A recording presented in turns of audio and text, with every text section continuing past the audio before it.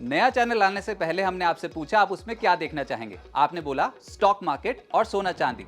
तो अब देखिए तक 360 गली से ग्लोब तक।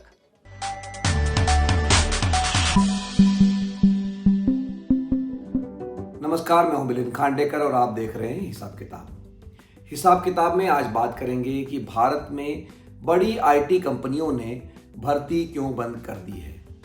लेकिन इसका कारण जानने से पहले मैं आपको एक कहानी सुनाता हूं, एक चर्चा जो आजकल बहुत चल रही है। ऐसा कहा जा रहा है कि इंसान की हालत आने वाले वर्षों में घोड़े जैसी हो जाएगी। अब ऐसा क्यों कहा जा रहा है? देखिए, करीब 100 साल पहले तक घोड़े ही सारा काम करते थे, चाहे उनको सामान ढोने के लिए यहाँ से वहाँ ले जाया जाता था, या इंसानों को भी कहीं यहाँ से वहाँ जाना होता तो वो घुड़सवारी करके जाते थे, या घोड़ा गाड़ी या बग्घी का इस्तेमाल करके, मतलब ट्रांसपोर्ट का जो साधन था वो था घोड़ा। लेकिन फिर क्या हुआ? कार आ गई, मोटर कार आ गई, और जो घोड़ा गाड़ी का काम है वो मोटर कार करने लग गई। तो ऐसा नहीं है कि घोड़े खत्म हो गए, घोड़े अभी भी जिंदा है, लेकिन अब घोड़े शौक की चीज हो गए हैं। घोड़ों पर पैसे लगाकर रेस की जाती है, या एक शौक की चीज है, मतलब उसका कोई इस्तेमाल जो 100 साल पहले था वो आज नहीं रह गया है। तो लोग यही कह रहे हैं कि क्या एआई यानी आर्टिफिशियल इंटेलिजेंस इंसानों की हालत भी आने वाले वर्षों में घोड़े की तरह कर देगा। अब ये घोड़े की कहानी या संदर्भ मैंने क्यों सुनाया?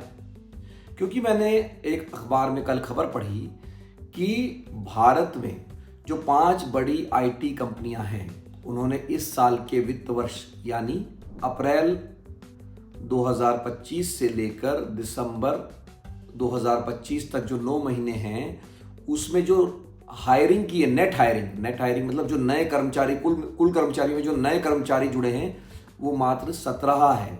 आपने ठीक सुना, सिर्फ 17 नेट एडिशन हुआ है कर्मचारियों का। और अगर पिछले साल 9 महीने की अगर मैं तुलना करूं, मतलब 2024 के अप्रैल से लेके दिसंबर तक, तो ये आंकड़ा था 17,000। कहा तो 17,000 नेट एडिशन, मतलब नई नौकरियां आईटी कंपनियों में मिल रही थी, और इस बार मिली है मात्र 17, जिसको आप कह सकते हैं कि फ्लैट है, जीरो है, या कई हद तक नेगेटिव भी है। मतलब भर्ती का बोर्ड बंद है, भर्ती नहीं हो रही है आईटी कंपनियों में। तो ऐसा क्यों हो रहा है?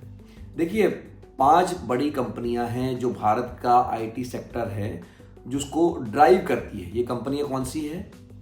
टीसीएस, इन्फोसिस, विप्रो, एचसीएल और टेक महिंद्रा।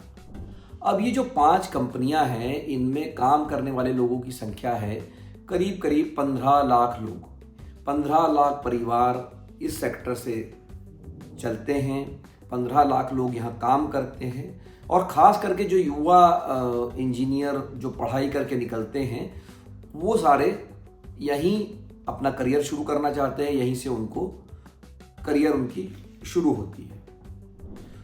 अच्छा साल जब होता था, मतलब 2021 का जो मैं अगर उदाहरण दूं, तो ये कंपनियां, 5 कंपनियां मिलकर हर साल लगभग 1 लाख लोगों की भर्ती तक कर लेती थी।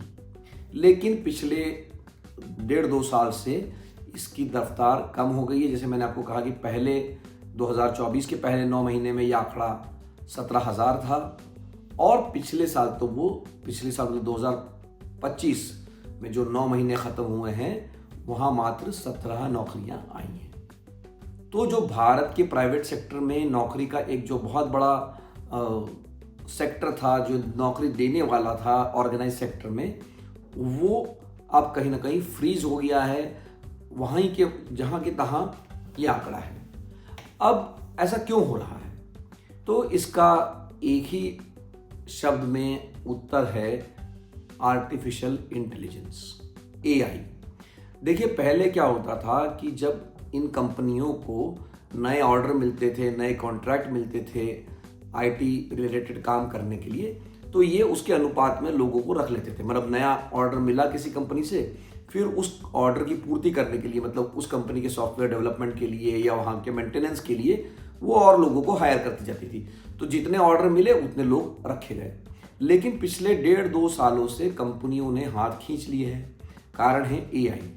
अब जोर इस बात पर है कि जो लोग हैं, जो वर्तमान कर्मचारी है, उनसे ही ज़्यादा काम निकाल लिया जाए, क्योंकि एआई अब उसकी मदद कर रहा है। सॉफ्टवेयर इंजीनियर मोटे तौर पे क्या करते आए हैं? वो कोड लिखते हैं, प्रोग्राम लिखते हैं, ये एक बड़ा काम होता है उनका। अब वही काम एआई कर रहा है, जो जैसे आपने सुना होगा चैट जीपीटी है, आपने सुना होगा जेमिनी है या ग्रोक है, लेकिन एक क्लॉड भी है, एंथ्रोपिक नाम की कंपनी चलाती है। तो उसका जो क्लॉड कोड है, उसकी बड़ी चर्चा है कि वो सबसे बढ़िया कोड लिखता है। वो चीज़ें जो कि इंजीनियर करते थे, वो काम अब एआई घर बैठे कर दे रहा है। और बात सिर्फ भारत के आईटी सेक्टर में नहीं रह गई है। भारत के जो इंजीनियर हैं, उनको अमेरिका में भी नौकरी मिलती थी। वहाँ की जो टेक्नोलॉजी कंपनियां हैं, वो H1B वीज़ा, आपने सुना होगा, इसको लेकर पिछले साल विवाद हुआ था, जब इसके आंकड़े पर रोक लगाने को लेकर विवाद हो गया था। तो उसका इस्तेमाल करके वो भारत से या अन्य देशों से लोगों को ले जाकर टेक्नोलॉजी कंपनियां काम कराती हैं। तो एक्सियोस, जो एक अमेरिकी की ऑनलाइन पब्लिकेशन है, उसकी रिपोर्ट ये कहती है कि वहाँ पर जो टेक्नोलॉजी कंपनियों के लीडर्स हैं, मतलब CEO हैं, वो ऑफ द रिकॉर्ड ये कह रहे हैं कि अब हमारी रुचि जो है H1B वीज़ा में कम हो रही है, क्योंकि एआई ही वो काम कर दे रहा है जो इंजीनियर कर रहे थे। तो भारत के इंजीनियरों के लिए बुरी खबर ये है, जो खास करके कॉलेज में पढ़ रहे हैं, जो पास आउट हो रहे हैं, कि भारत की बड़ी कंपनियों में लगभग फ्रीज लग गया है, और विदेश में खास करके अमेरिका में भी जो रुचि थी वो कम हो रही है। और जैसा कि मैंने पहले भी कहा, इसका कारण है एआई, यानी आर्टिफिशियल इंटेलिजेंस। हम लगातार हिसाब किताब में इस बारे में बात करते रहे हैं कि क्या एआई नौकरियां खा जाएगा।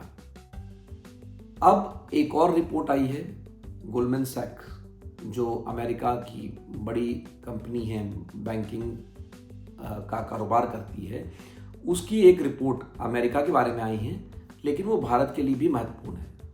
वो रिपोर्ट ये कहती है कि अमेरिका में जो लोग काम करते हैं, उनका 25% काम या 25% घंटे वो एआई के ज़रिए ऑटोमेटिकली किया जा सकता है। मान लीजिए आप 8 घंटे काम कर रहे हैं, तो आपका जो 2 घंटे का काम है 8 घंटे में से, वो एआई कर देगा। या यूँ समझिए कि अगर आप 5 दिन काम कर रहे हैं, तो आपका काम 4 दिन में हो जाएगा, क्योंकि 1 दिन का जो काम है हफ्ते में, वो एआई पूरा कर देगा। तो चारों तरफ से ये शोर साल के शुरू में वापस मचना शुरू हो गया है कि क्या एआई हमारी नौकरी ले लेगा। और भारत में जो आईटी सेक्टर के आंकड़े आए हैं, वो इस ट्रेंड की पुष्टि करते हैं कि अभी नौकरियां जा नहीं रही है, लेकिन कम से कम नई नौकरियां आना कम हो रही है या लगभग बंद हो रही है। इसीलिए जैसे कि मैंने शुरुआत में आपसे कहा था, चर्चा ये हो रही है कि इंसान की हालत क्या घोड़े जैसी हो जाएगी। मतलब इंसान जिंदा तो रहेगा, लेकिन उसके पास काम नहीं रहेगा। आपको क्या लगता है, क्या होगा? हालांकि हिसाब किताब में हम कहते रहे हैं कि नौकरियां आएंगी, नौकरियों का स्वरूप बदलेगा, पर ये जो रिपोर्ट आई है, ये थोड़ी खतरे की घंटी बजाते हुए दिख रही है। तो आपके जो भी सवाल है इस विषय पर, आपकी जो भी राय है, वो कमेंट बॉक्स में डालिए।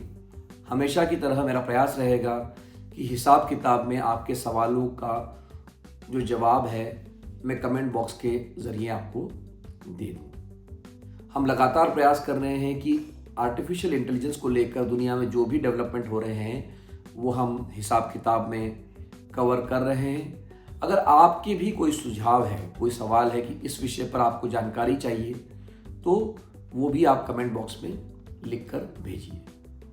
एक बार फिर से हिसाब किताब का ये अंक देखने के लिए आपका बहुत बहुत धन्यवाद। नमस्कार।